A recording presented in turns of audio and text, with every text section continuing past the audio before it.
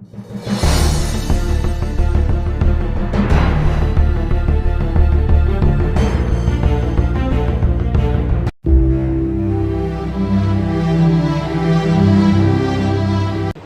कृष्ण ने गीता में कहा, जब जब धर्म की हानि होती है मैं आता हूं और विधर्मियों का संहार करता हूं। और वो आए, कभी शंकराचार्य के रूप में आए, कभी रामानुजाचार्य के रूप में आए, कभी वो ऋषि दयानंद के रूप में आए।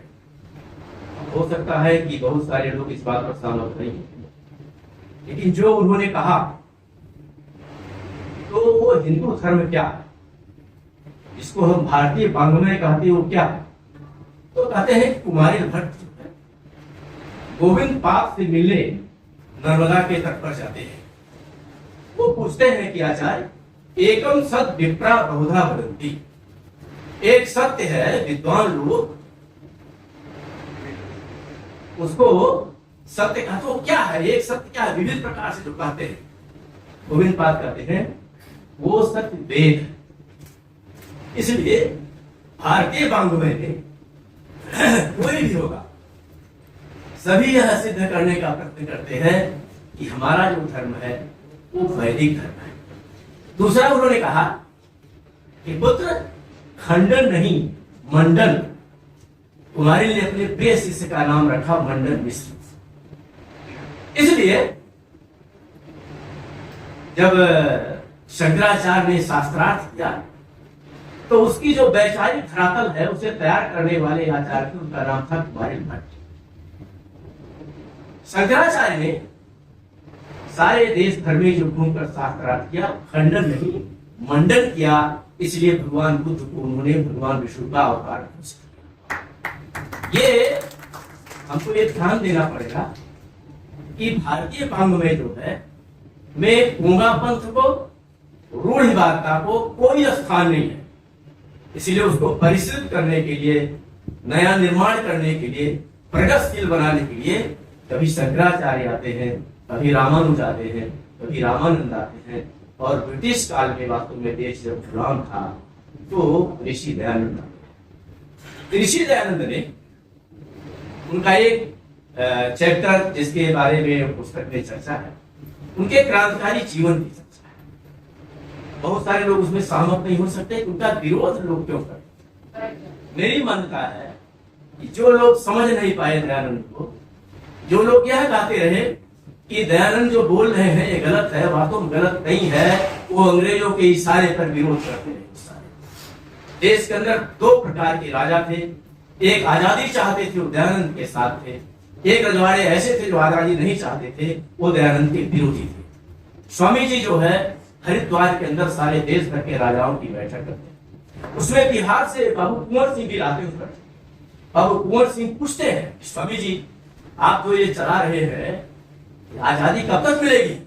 तो स्वामी जी कहते हैं लड़ते रहो, आजादी की चिंता मत करो, वो एक दिन आएगी ही आएगी। ये उनके बाबू कुंवर सिंह के जीवन में है। और इसलिए वीर सावरकर की जो पुस्तक है उसमें भारतीय स्वतंत्रता संग्राम 1857 पर, उसमें इसका वर्णन है।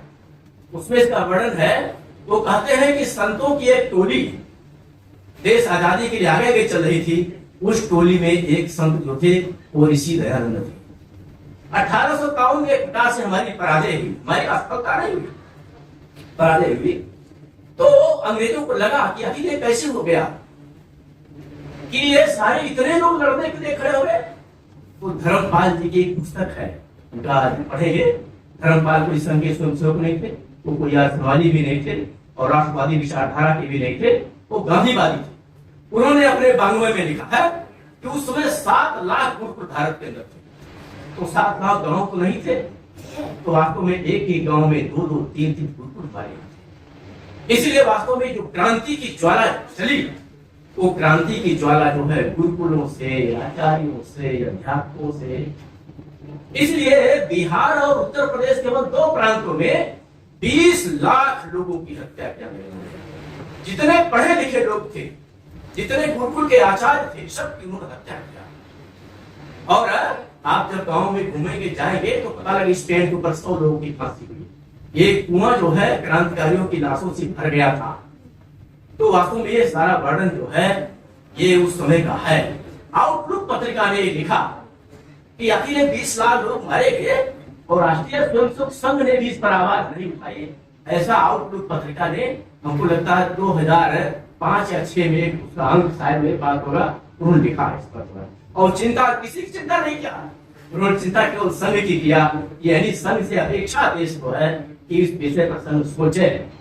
तो वास्तव में ऋषि दयानंद जो थे उन्होंने इस प्रकार की क्रांति। एक और बात कहकर मैं अपनी बात समाप्त करूंगा, वक्ता है।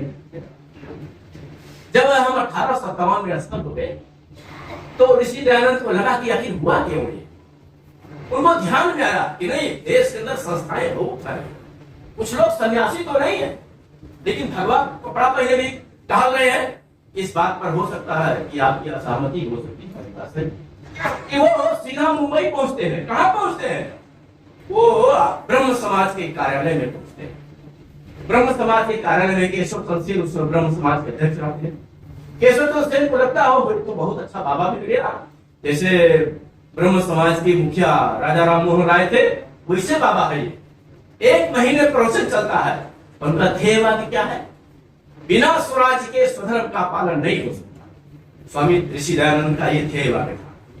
वैसा उसमें वहां कलकत्ता रहता था, उसने बुला भेजा स्वामी जी आपका दर्शन बखी आई।